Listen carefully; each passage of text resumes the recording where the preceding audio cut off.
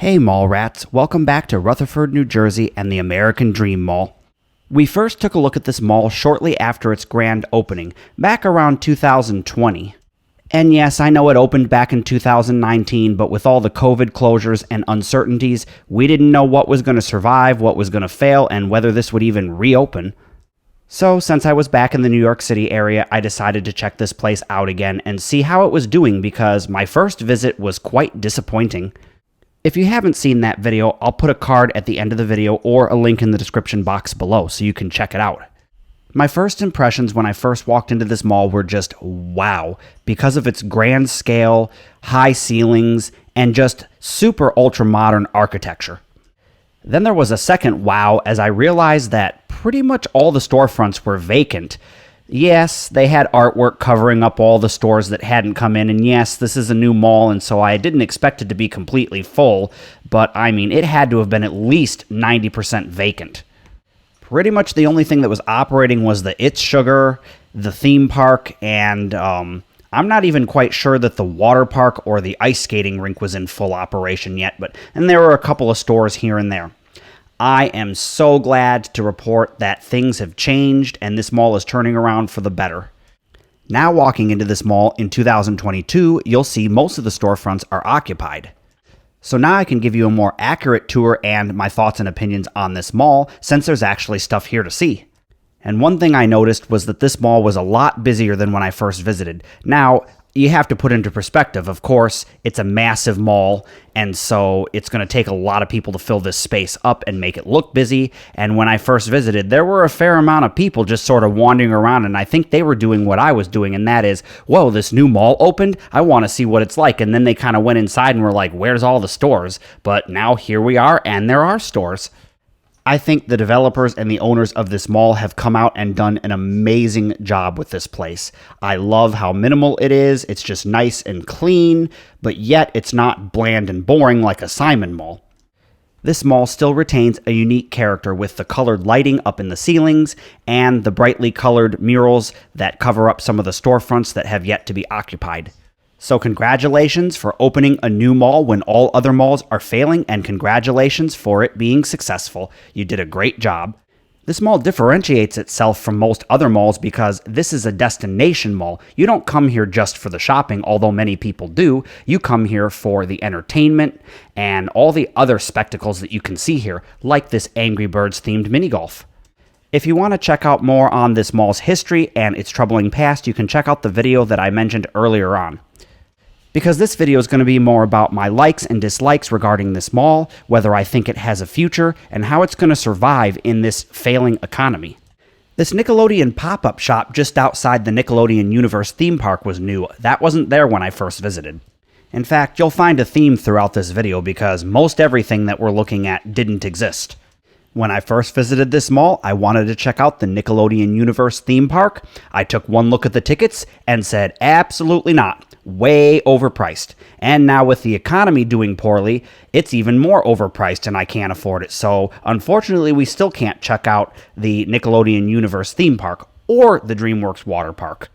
So unfortunately, you'll have to kind of admire them from afar. If I remember right, tickets are like $65 a person or something like that, and it's not a very big park. I'll put the prices up on the screen. Of course, they're subject to change at any time, but I just remember going, holy crap, that's a lot of money. I mean, Kings Island isn't even that expensive. After taking a look at the Nickelodeon Universe water park with our mouths still gaping at the prices, we can head down this corridor and past the It's Sugar store, which we took a look at in the first video, and past the brand new Toys R Us. Yes, Toys R Us is still a thing here in the United States, although they only have this store to my knowledge. I did do a separate video on this. It's over on my Patreon if you want to check that out. If I can remember to put a link in the description box below, then you can check out my Patreon and this Toys R Us.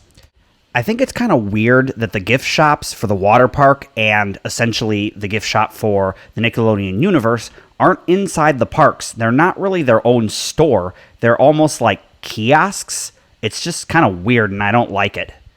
I think the bright and colorful murals on the walls contrast very well with the stark white ceilings and tile floors. What do you think? Leave a comment down below. Do you like the look of this mall or do you think it's just kind of ugh? When this mall first opened, it had 3 main attractions: the Nickelodeon Universe theme park, the DreamWorks water park, and this ice skating rink. And I believe only the Nickelodeon Universe was actually open and operating. It's nice to see that the skating rink is finally open and there's a bunch of people actually taking use of it. Just awesome to see. And it's really huge, and I do mean huge.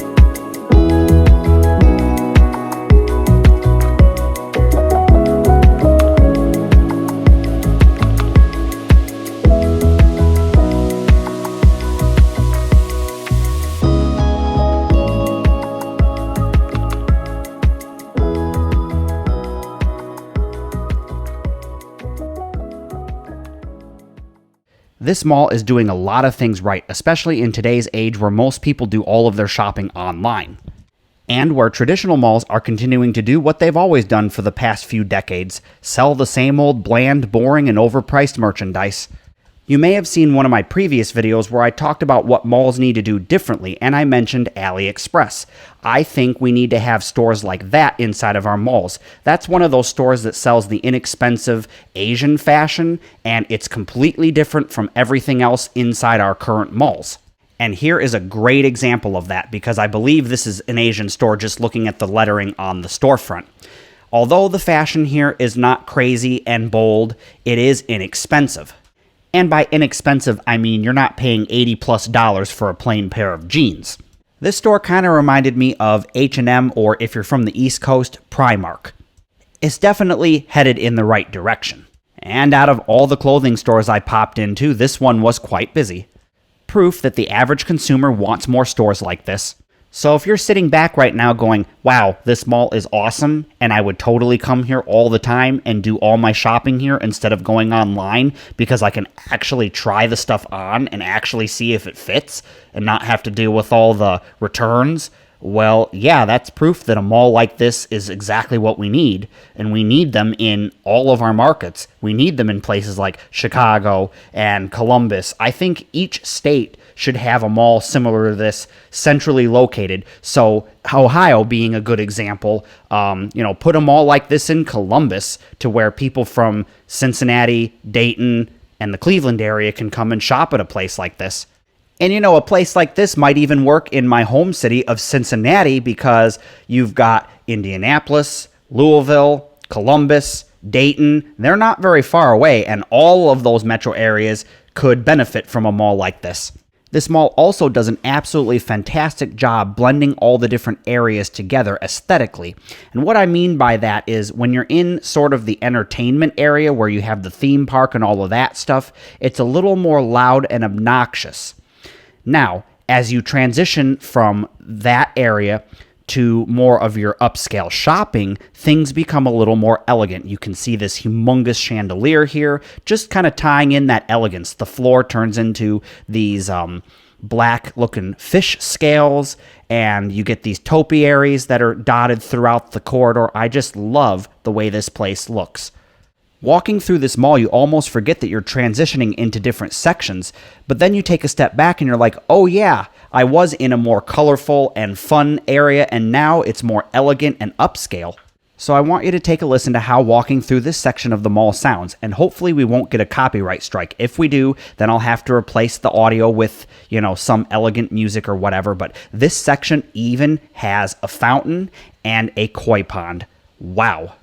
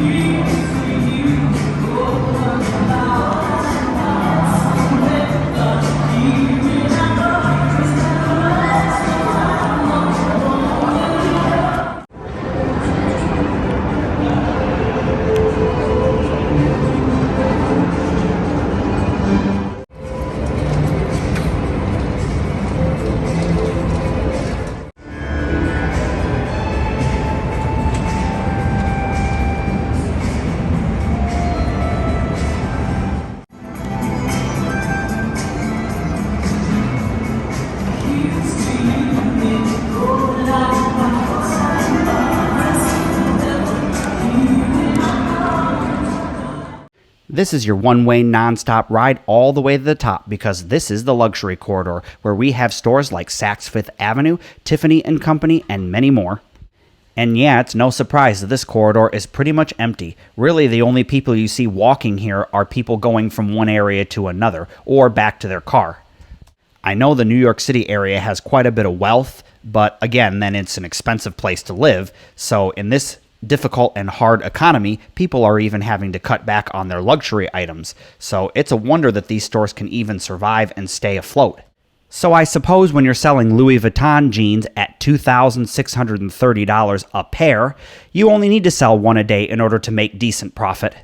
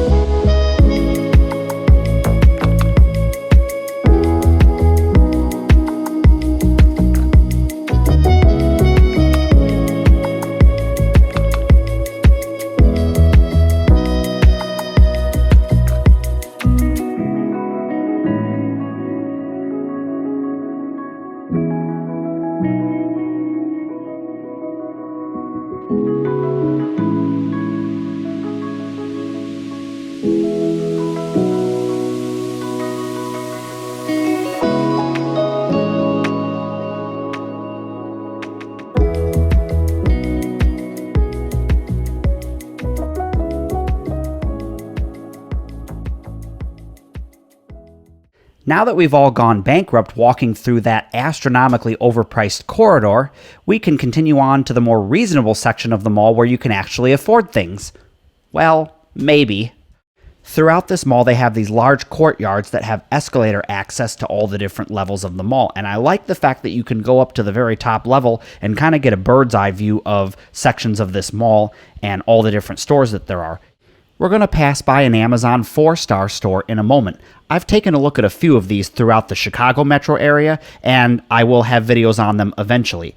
We were supposed to get one at my local mall, Kenwood, here in the Cincinnati area, but I think Amazon kind of pulled back and said these stores aren't doing really well, and they've kind of failed.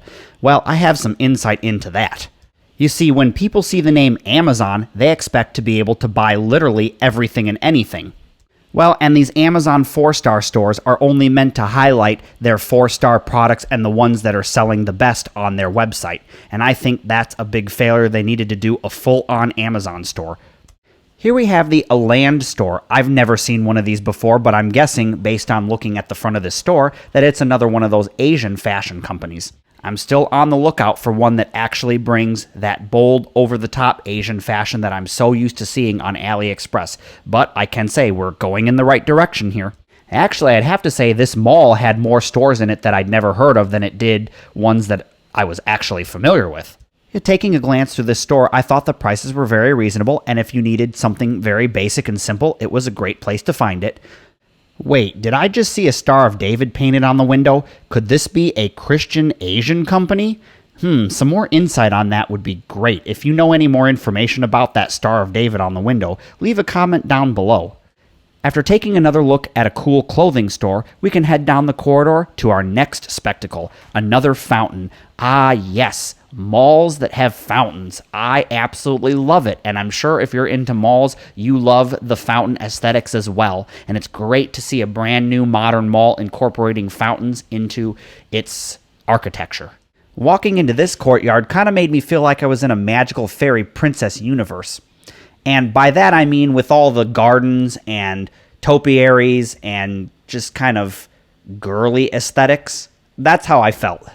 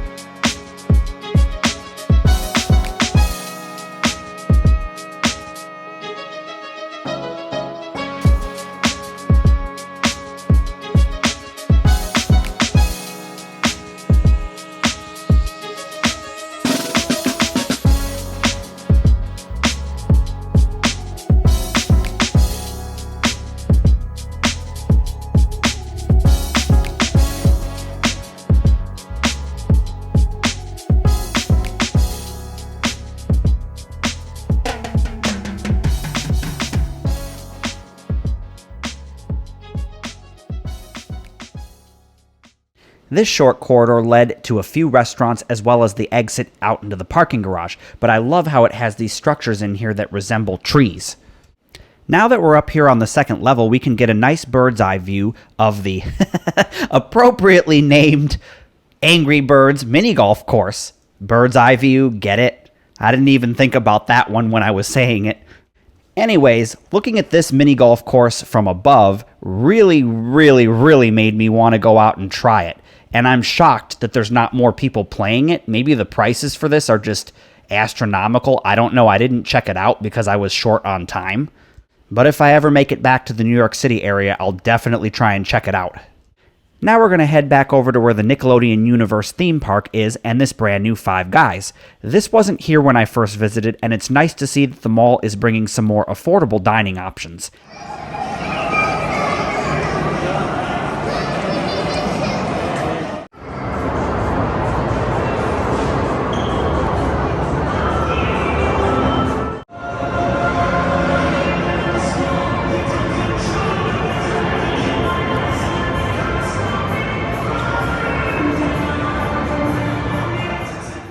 Now we're going to go take a look at the mall's food court, because a food court is one of the most important things inside of a mall, because who doesn't get hungry and need to eat at some point? I love seeing this Jollibee logo here. Holy crap, they're going to have a Jollibee inside a mall. This restaurant is amazing, and I have been to them and documented them before. They're this It's basically the Philippines take on American food. You know how we have like Taco Bell, which is our take on Mexican food? Well, reverse that, and that's the Philippines take on American food. Also, while visiting the food court, you can get a nice overview of the nearby skating rink. And then you begin to realize just how massive the thing is when you're up above looking down on it and the people are like little tiny dots.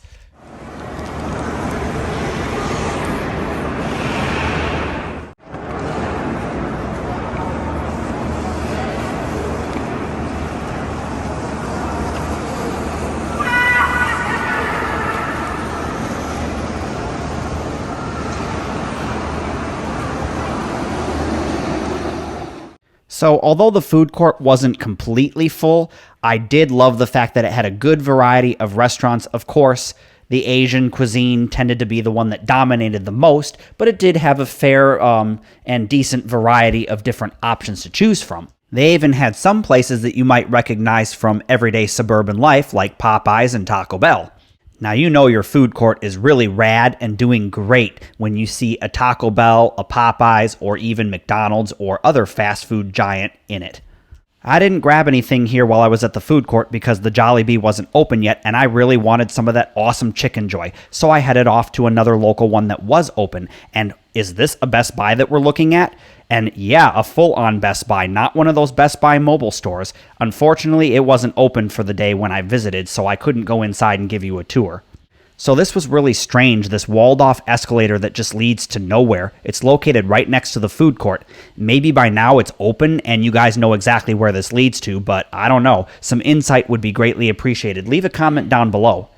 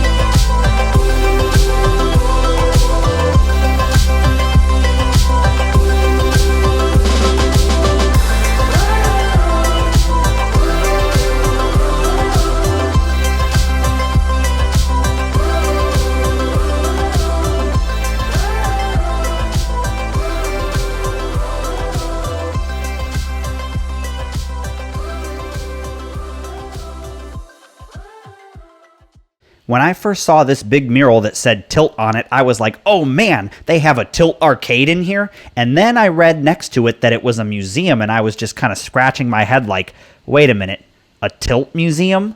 What even is this? Again, if I ever get a chance to go back to New York City and check this out, I definitely will, and I'll make a separate video on it. Leave a comment down below if you'd like me to check out some of the attractions that are here at this mall.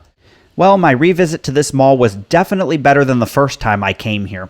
There was a lot more open and a lot more things to see and do. They'd added some new food options, new attractions, and OMG, there's even a Walgreens inside here. Thank you to everyone who supports me over on my subscription services. If you'd like to get exclusive content, links are in the description box below.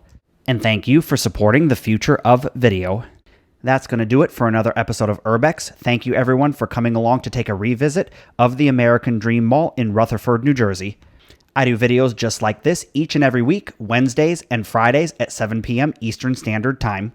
So to stay up to date on everything, hit the subscribe button and ring that bell icon so that you don't miss a new future video. Thank you everyone, and I'll see you in the next video.